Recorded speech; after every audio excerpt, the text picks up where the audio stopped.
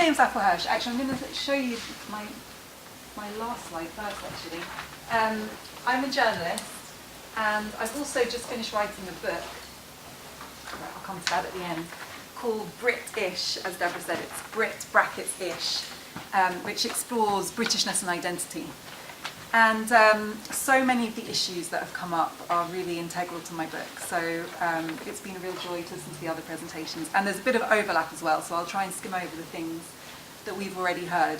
But I think the reason that Deborah invited me, and I'm not completely sure, given the hands-on expertise of everyone else on the panel, is because of an article I wrote in my column in The Guardian talking about cultural appropriation.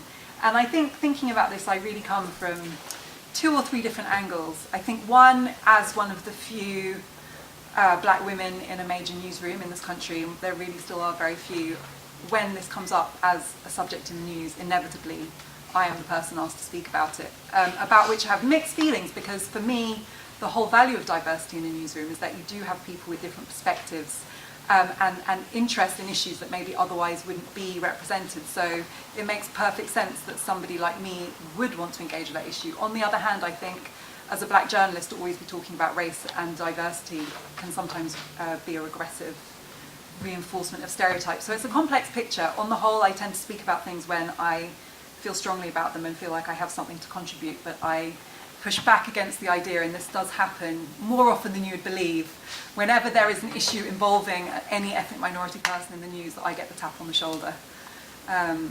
So the other perspective I come from is that, as somebody who talks about cultural appropriation a lot, I'm interested, and Stacey touched upon this, I think this is where I'll probably go into this in more detail, is the context.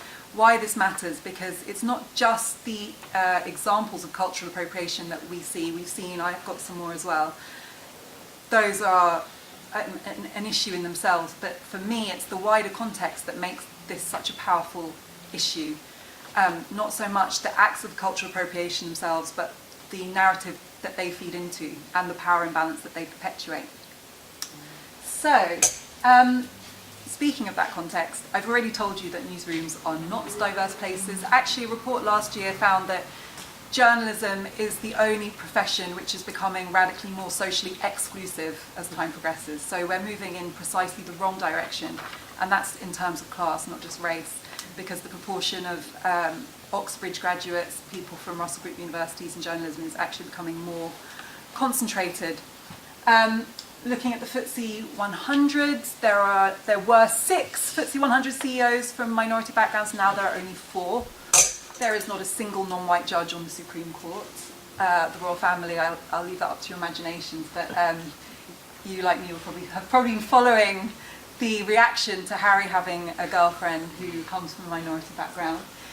Just this morning, there was a story about the Brexit negotiating team, and how women were dramatically underrepresented in the people who are negotiating the existential issues around the future of the country. But it didn't even mention how many people of colour were part of the team, both as MPs and civil servants, but I guarantee that they are underrepresented.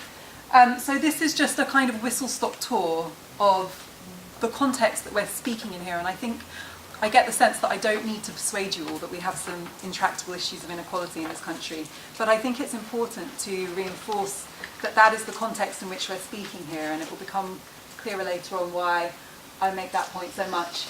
As a journalist, one of the paradoxes of this is that when minority people feature in the news, as we all know, certain stereotypes are perpetuated. This is something that I just retweeted recently, but it just made the point so well for me.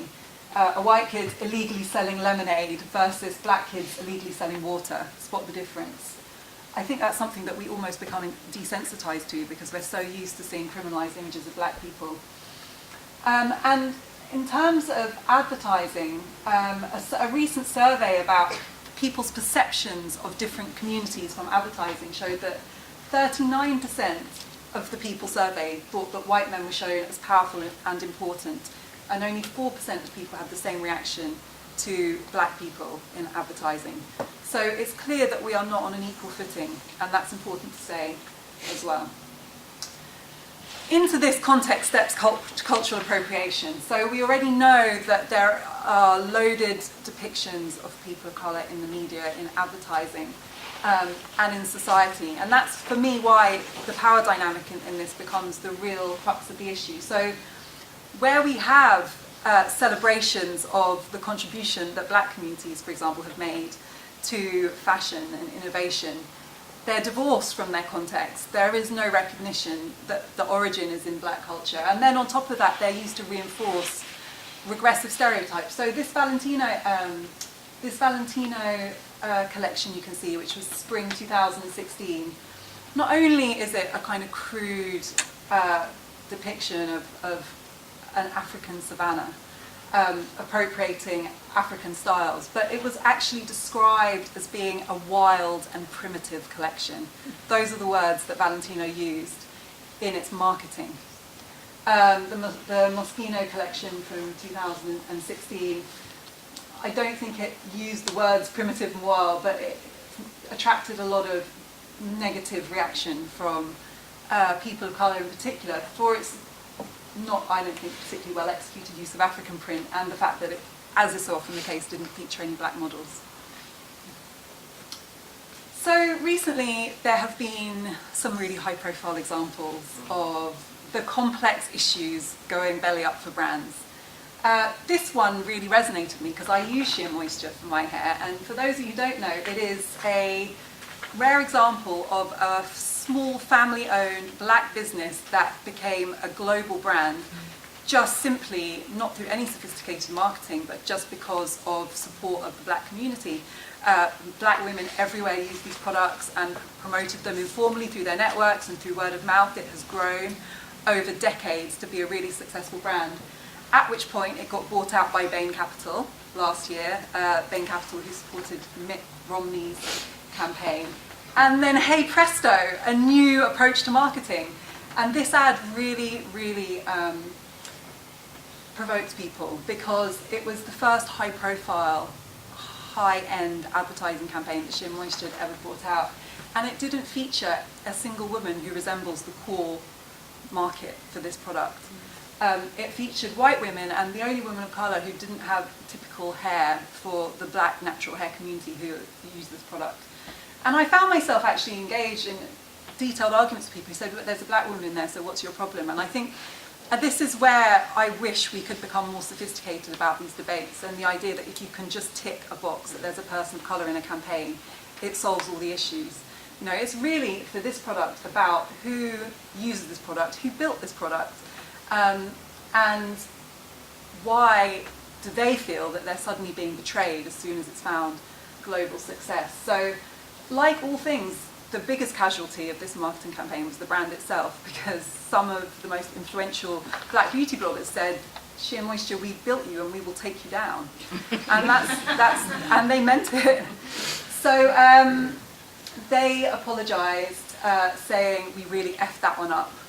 And we've already seen this, thanks to Stacey, but this is another kind of manifestation of a similar phenomenon, which is appropriating movements that have caused profound social change but not crediting them.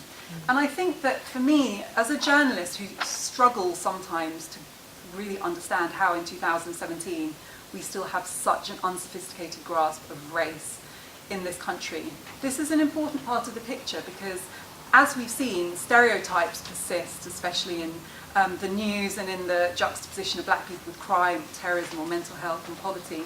But when there are things to say about movements that have accomplished social change or contributions or innovation, or generally being part of the progress of humanity, the message is appropriated out of the hands of the people who originated it and used for exploitation instead. So I think that this fits together all in a complicated picture which obscures the visibility and the contribution of people of colour in a very powerful way.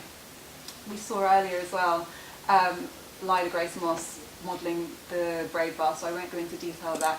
So I've just been saying why this matters, but there was a recent survey that I thought was interesting, that black girls are less likely to be seen as children and less innocent than white girls of the same age.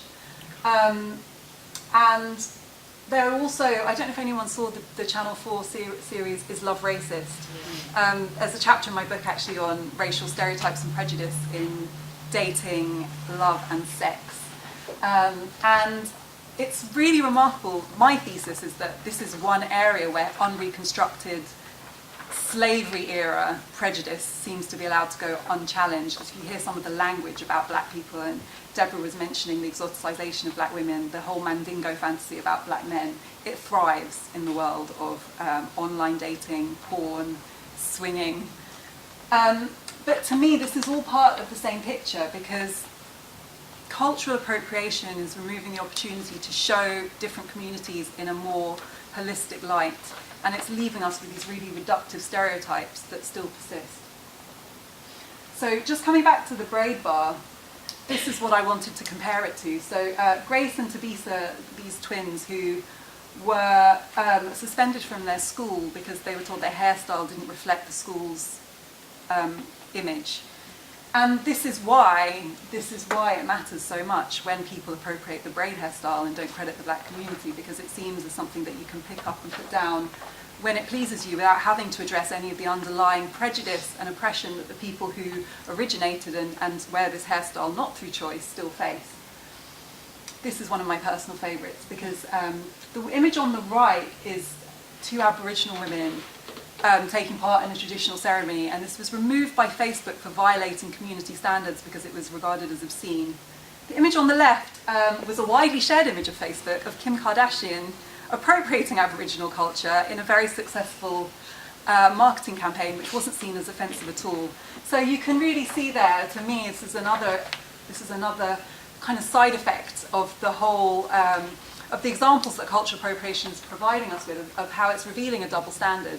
And actually, even though I feel outraged, and I'm sure many of you do at this, it's quite useful because it's highlighting in really clear terms how much these double standards and this hypocrisy exists in society. And I suppose if Kim Kardashian hadn't tried to appropriate Aboriginal culture, we never would have been able to make the comparison quite so neatly. We heard about Pepsi's apology. The apologies tend to cause more harm than the original offence, in my experience as a journalist, and this was a great example, apologising to Kendall Jenner instead of the Black Lives Matter movement or the Civil Rights movement or the people who actually were most exploited by that Pepsi ad campaign. Oh, this one slipped a bit. Right, it says at the bottom, "I am not the police," and I just want to end on this note. When I get into, especially on TV, thank you, arguments about cultural appropriation, the criticism that is always made at me is, who are you to say whether a Valentino model can wear African print? And who are you to say whether Lila Grace Moss can wear braids? I am nobody to say these things. I don't claim to have any special legitimacy on saying where the boundaries of black culture begin and end. The question has been put to me, but Beyonce appropriates ancient Hindu culture, and Bob Marley appropriated his hairstyle from ancient Egypt. I don't think that's the point, because I don't think it's my role to police people's clothing choice if they choose to go and wear Maasai clothing in Kenya, or if they choose to take inspiration from ancient Hindu culture. For me, I'm not so interested in whether Lila Grace Moss wears braids or not, and I don't personally have a problem with people exchanging cultural ideas and inspiration. But for me, it is this bigger context of power that we can't ignore. So in that context, I think you have to acknowledge that there is a difference between Bob Marley wearing dreadlocks and Lila Grace Moss wearing cornrows, and that being something that's done for commercial gain without any recognition of the community that originated it. So I just want to say that, and I think that it's important that as a black woman, I'm not made to be seen as the person who is personally policing these boundaries, and that's something that I've seen happen as another, in my view, unsophisticated kind of defence by people who don't want to acknowledge that this issue needs addressing in a more serious way. So that's it, that's my book. I was telling you about, it's coming out in January. I deal with a lot of these issues in it, and if anyone wants to contact me, those are my details. Thank you very much.